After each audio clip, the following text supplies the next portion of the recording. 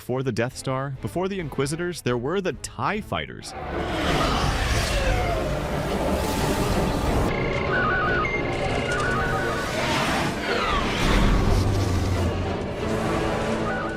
Fast, ruthless, and everywhere. In this first chapter of our TIE Fighter breakdown, we're diving into the origins of the Empire's deadliest swarms, how they were built, why they were feared, and the early models that paved the way for galactic control. Let's get into it. The TIE/LN Starfighter. The TIE-LN was the Empire's first mass-produced starfighter and the backbone of its space superiority doctrine. Light, fast, and built in staggering numbers, it embodied the Imperial philosophy of control through fear and overwhelming force. Powered by twin ion engines, the TIE Starfighter could reach atmospheric speeds exceeding 1,200 kilometers per hour and operated with exceptional agility in zero gravity. It carried dual LS-1 laser cannons but lacked shields, armor, and a hyperdrive, making it entirely dependent on nearby carriers or space stations for deployment. Its iconic roar, created by its twin engines tearing through the air, became a psychological weapon as much as a physical one, screaming death before the lasers ever fired.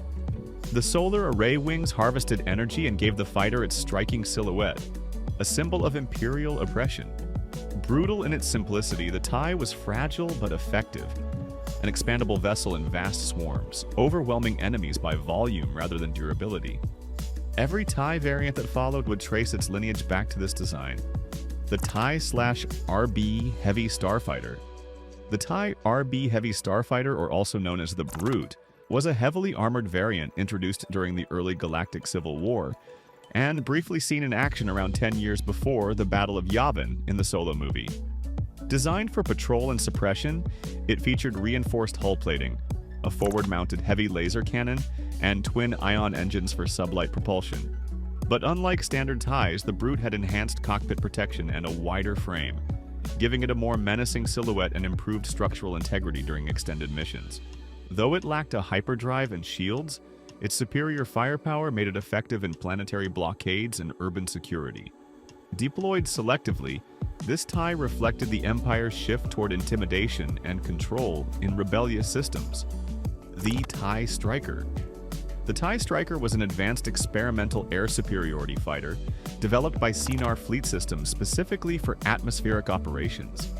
Designed with sleek aerodynamic features and adjustable wings, it could adapt its configuration for optimal performance during various flight conditions. Equipped with dual laser cannons and a proton bomb bay, the TIE Striker was armed for both dogfighting and precision bombing runs. Unlike the standard TIE fighters, which were primarily designed for space combat, the Striker excelled at low-altitude speed and agility, making it a formidable defender of key Imperial installations and ground targets. Its first significant deployment occurred during the Battle of Scarif, where it played a crucial role in intercepting rebel forces attempting to steal the Death Star plans. Although its production was limited and it never saw widespread use, the TIE Striker demonstrated the Empire's ongoing efforts to create specialized starfighters tailored to specific tactical needs. The TIE Reaper. The TIE Reaper was a heavily armed troop transport designed for elite Imperial operations during the Galactic Civil War. Unlike traditional TIE fighters, it prioritized troop delivery and suppression over dogfighting, with a long, reinforced fuselage and swept-back solar wings for stability during atmospheric flight. Measuring 24 meters, it housed a pressurized cabin that could carry up to 20 stormtroopers, often used for rapid insertions behind enemy lines. Equipped with a Class 1.0 hyperdrive, deflector shields, and dorsal laser cannons, it provided heavy support during ground assaults. The Reaper made its on-screen debut in Rogue One, notably seen during the Battle of Scarif, where it inserted Death Troopers under cover fire. Its hybrid design, part gunship, part lander, allowed it to dominate small-scale conflicts with speed and intimidation. The TIE Boarding Craft. This rare variant was designed for one brutal purpose: storming enemy ships and stations. Built prior to the events of A New Hope, it featured a widened central pod flanked by traditional TIE solar panels, converting the craft into a short-range troop transport. At roughly 9.1 meters long, it could carry up to 2 full squads of stormtroopers, and was outfitted with synchronized docking clamps for hull breaching. Though lacking elegance or speed, its effectiveness lay in raw surprise. Boarding parties would latch onto targets, cut through corridors, and seize control from within. It saw use during the early Rebellion era, appearing in old Legends missions and that unforgettable Andor scene where Luthen makes it look useless, blowing it up in seconds. With weak shields, clunky handling, and a hyperdrive that barely worked, the TIE boarding craft was less tactical assault and more flying coffin. Like most TIEs, it got the job done, just not for very long. The TIE GT Starfighter. The TIE GT, or Ground Targeting Starfighter, was an early Imperial bomber designed for surface strikes and low-orbit support. Built on the standard TIE frame, it featured a widened central pod that housed a compact bomb bay while retaining single-pilot operation. Its payload capacity included proton torpedoes, concussion missiles, or even non-lethal ordnance like signal beacons. Though fast and maneuverable for its class, the GT lacked shields and a hyperdrive, limiting it to short-range missions. It served as a stepping stone toward the heavier TIE bomber, and reflected the Empire's early efforts to integrate tactical precision into their otherwise disposable starfighter doctrine. The TIE Bomber. The TIE ESA bomber was a heavy ordnance starfighter introduced early in the Galactic Civil War, around 0 to 2 ABY. It featured the iconic twin pod design, one pod for the pilot, the other for weapons including proton bombs, concussion missiles, and torpedoes. At 7.8 meters long, it was slower and less maneuverable than standard TIE fighters, but reinforced with armor to survive bombing runs.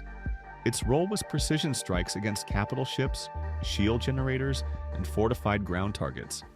The TIE bomber played a vital role in major battles like Hoth, the Battle of Endor, and actions related to Operation Cinder, using slow, methodical bombing runs protected by escort fighters. The TIE Oppressor. The TIE Oppressor was a formidable experimental heavy assault starfighter introduced around 1 ABY during the late Galactic Civil War.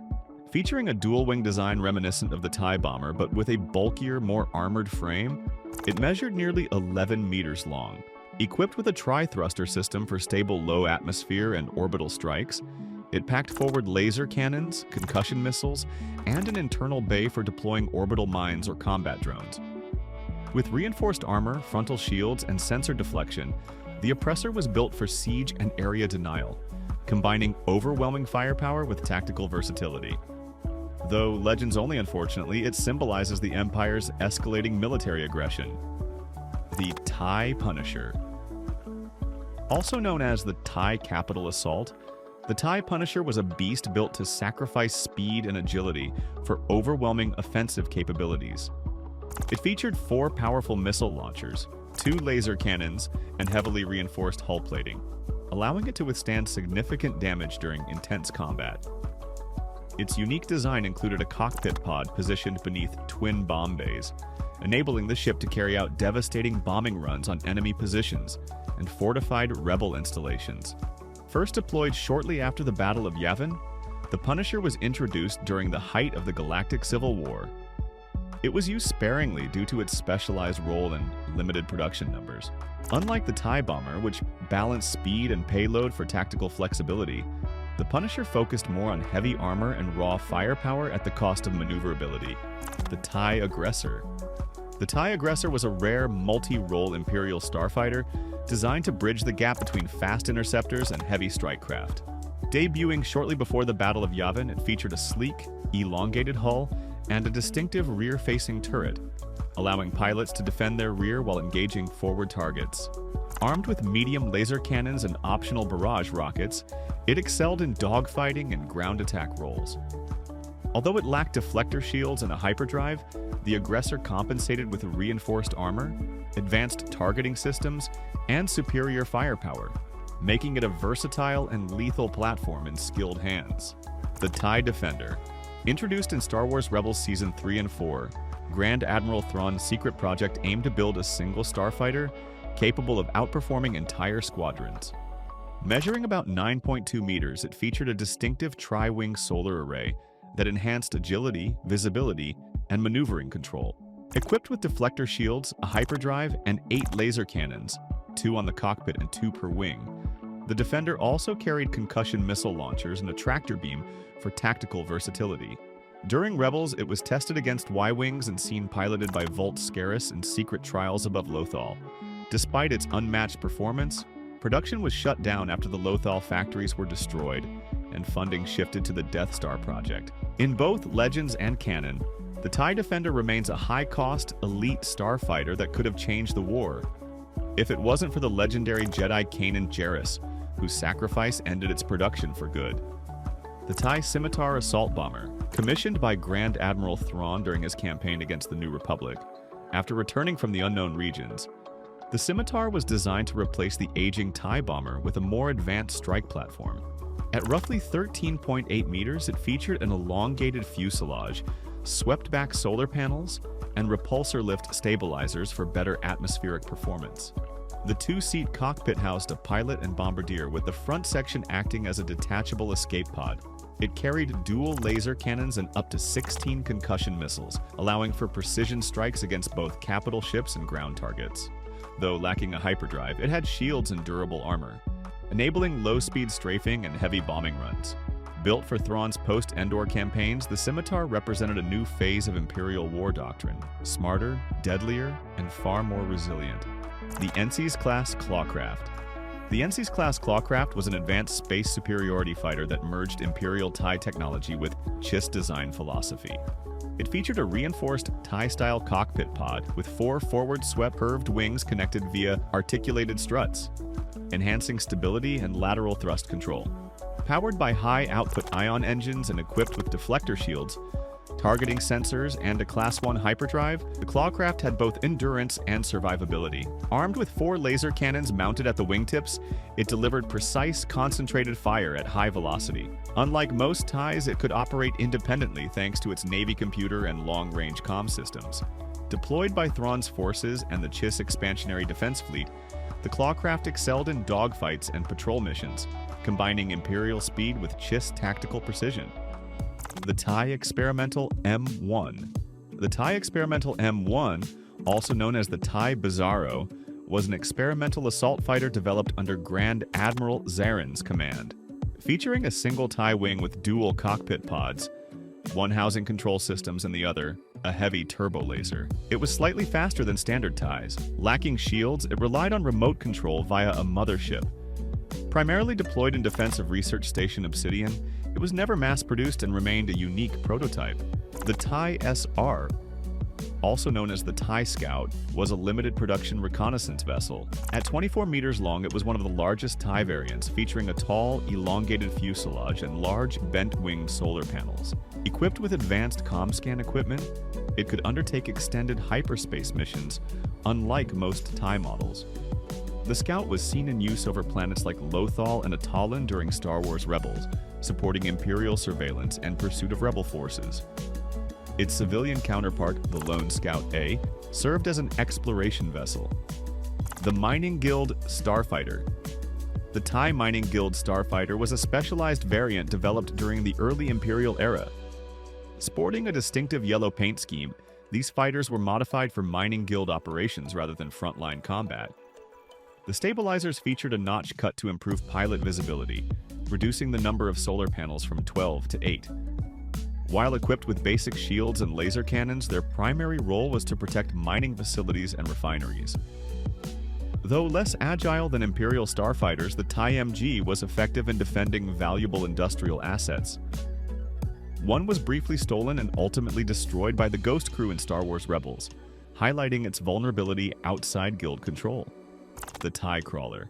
Also known as the Sentry Tank, the TIE Crawler was a ground assault vehicle developed by Cinar Fleet Systems to expand the Empire's tactical options beyond space combat. It fused the iconic TIE Fighter cockpit with massive tank treads, enabling it to navigate rugged terrain where walkers and wheeled vehicles faltered. Armed with a light turbo laser and multiple medium blaster cannons, it delivered heavy support to frontline troops. Though it lacked deflector shields, its reinforced hull held up well against small arms fire. Capable of 90 kilometers per hour and operated by a single pilot, it carried up to 65 kilograms of cargo with 5 days of field rations. The TIE Crawler saw most of its action after the Battle of Endor, used by Imperial remnants to maintain control in fractured systems. The TIE Advanced V1. The TIE Advanced V1 was an elite prototype developed for Imperial Inquisitors in the early years of the Empire. Seen in Star Wars Rebels, it was notably flown by the Grand Inquisitor while hunting the Ghost Crew. Smaller and more agile than standard TIEs, it boasted a hyperdrive, deflector shields, and folding solar panels for tight hangar storage. Its curved wings enhanced solar intake, and twin laser cannons delivered surgical strikes.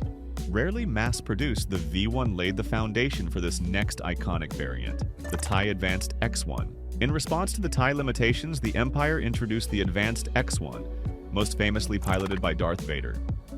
By the beginning of the Galactic War, the Advanced X1 emerged as a prototype bridging Imperial doctrine and the need for elite individual capability.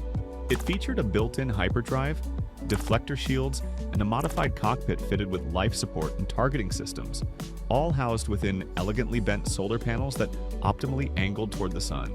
This fighter measured 7.8 meters in length and packed thrusters that delivered around 250 kilonewtons of thrust, far more than the standard TIE ILM's 190. ILM's model makers gave the Advanced X-1 curved solar panels and a bulkier fuselage, crafting a silhouette that became iconic in The Empire Strikes Back. George Lucas called it sinister but elegant, a perfect match for Vader himself, blending brute power with a regal, ominous presence. You can see the TIE Advanced X-1 in action when Vader flew it during the Battle of Yavin, and later again when he faced off against his former Padawan, Ahsoka Tano. The ship's final fate came at the Battle of Endor, docked aboard the Executor when it was destroyed during the assault on the second Death Star. Though it never saw mass production, Vader's custom fighter left a lasting mark on Imperial design and on Star Wars history. And that wraps up part 1 of our deep dive into Imperial TIE fighters, each one built with its own purpose, doctrine, and deadly design. If you're a Starfighter fanatic or just getting started, hit subscribe and stay locked in. Part 2 is coming soon, and trust me, you won't want to miss the experimental nightmares and rare elite craft still ahead. Until then, may the Force be with you.